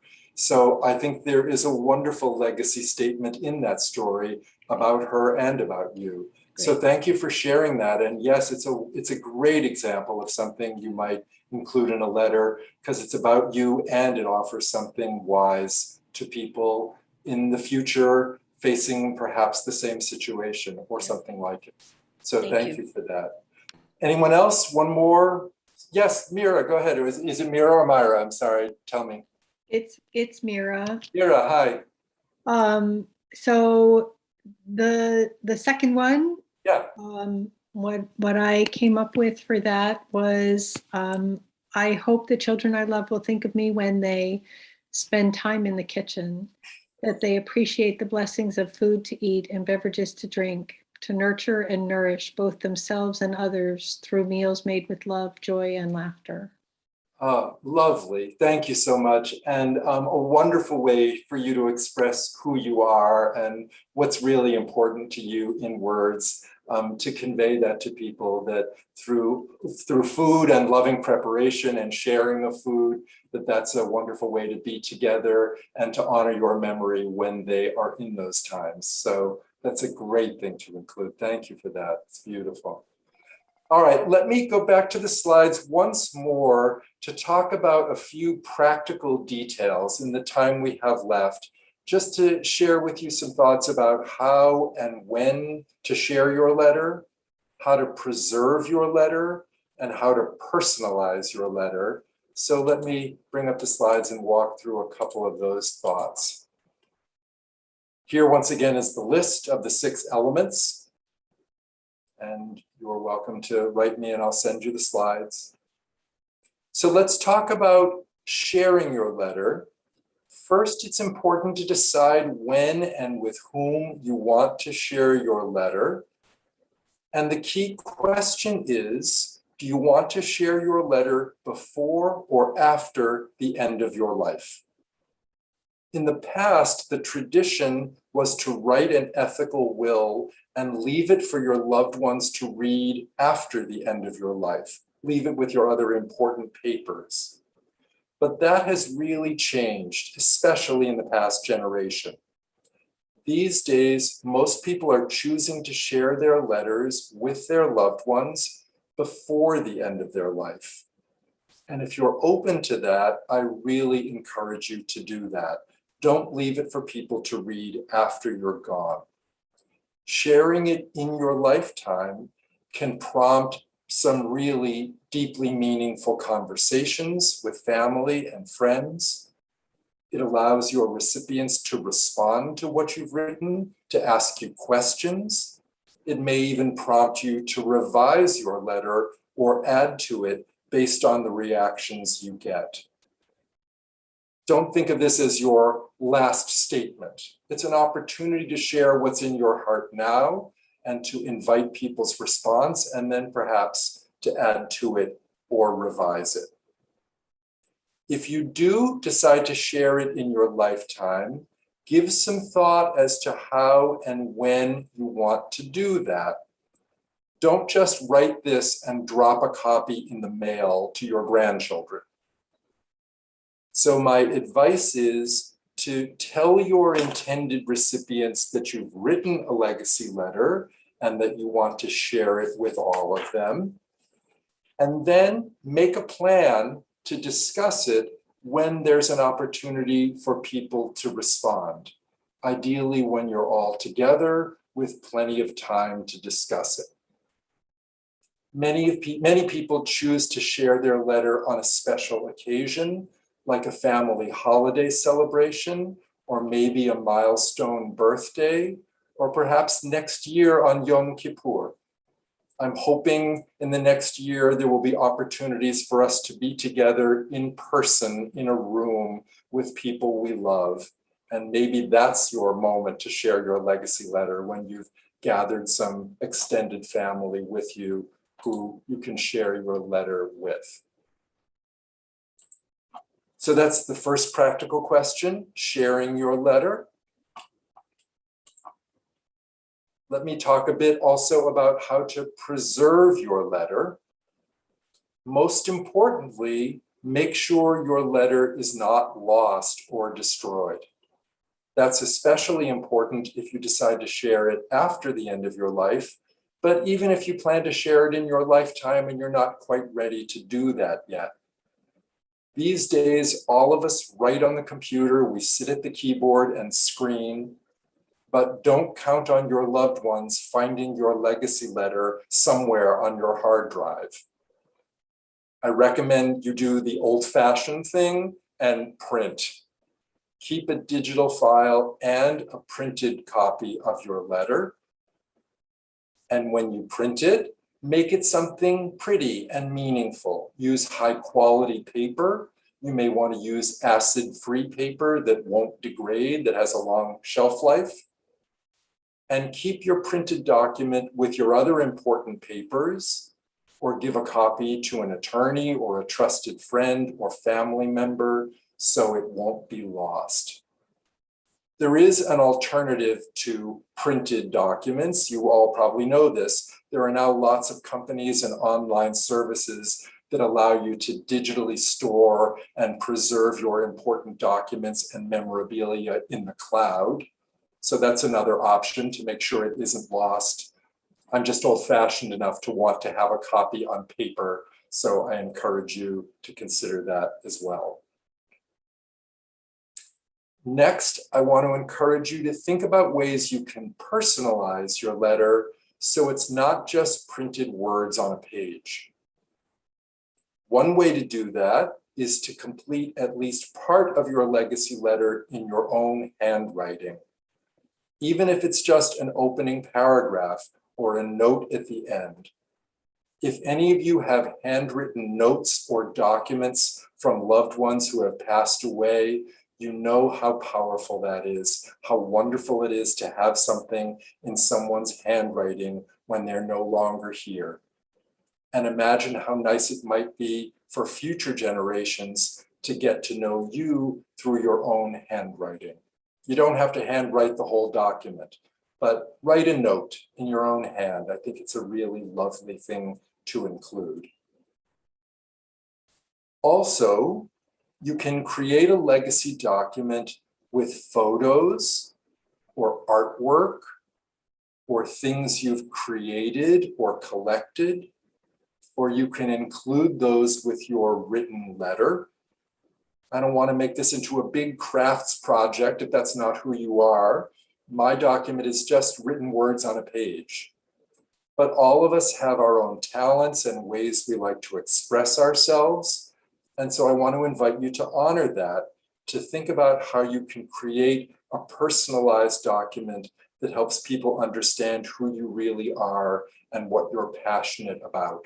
Perhaps some photos of favorite places you've been, or things in your life that you love, or things you've created, just as a way to express yourself beyond just words. So consider a legacy document that is more than just printed words on the page. What else can you say about yourself?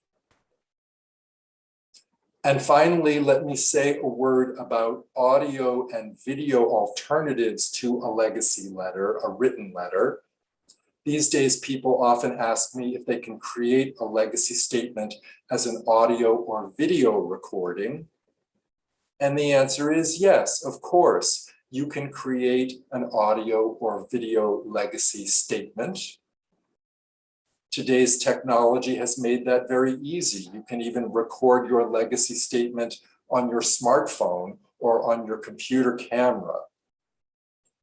What's nice, of course, is it allows your family and friends to see you and hear you, not just read your words. That's very powerful. It preserves your voice for future generations to hear. But I have to say this, again, perhaps I'm old-fashioned,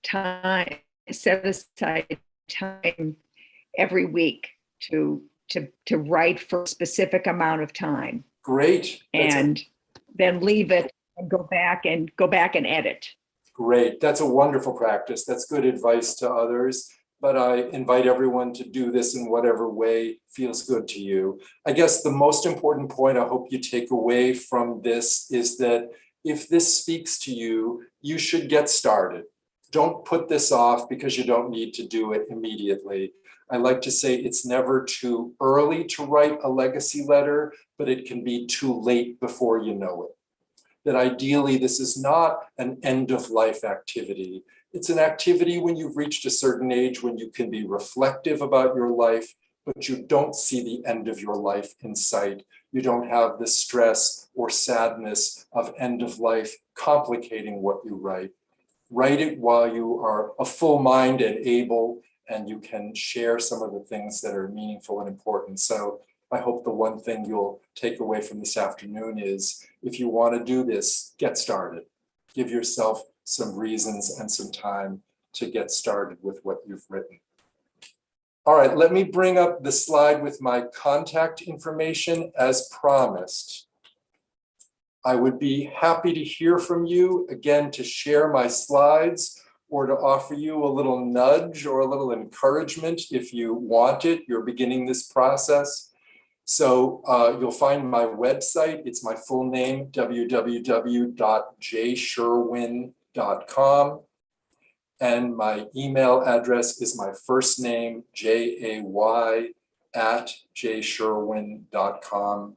So please be in touch if I can be helpful or give you any materials or encouragement or advice if you want to engage in this process.